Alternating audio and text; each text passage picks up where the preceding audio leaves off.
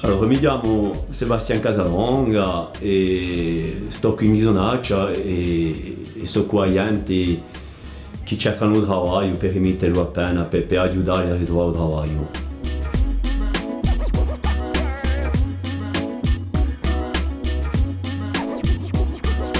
Per me la Corsica è un'identità, perché siamo sempre lì alle stesse radiche, da voi sempre. E teniamo il nostro paese, teniamo la nostra cultura.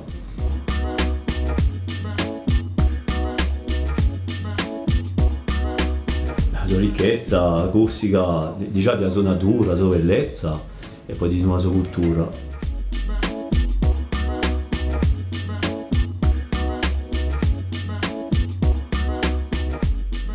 Mi sento che sono sempre stato qui, dunque sono abituato a tutte le storie del passato, ho evoluto come la Corsica e mi sento che sono raspaesato.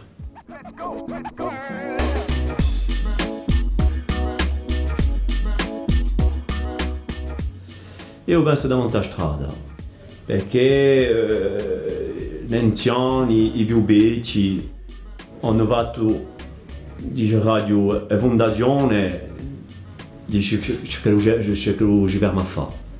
Dunque per me fermo una bella strada a continuare e seguire delle cose che hanno fatto ieri.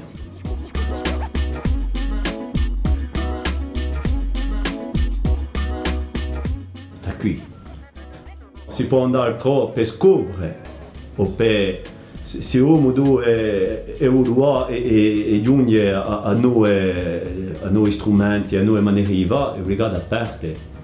È bello che si faccia una strada, ma è sempre a buttare per fare qui.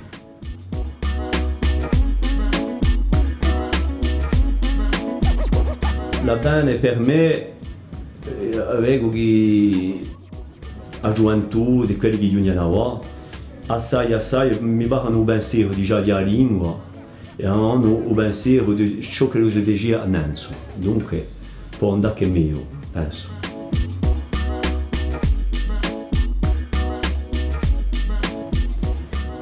Forse non è una parola, a voi sembra che sta mica una parola per dire ciò che è lì.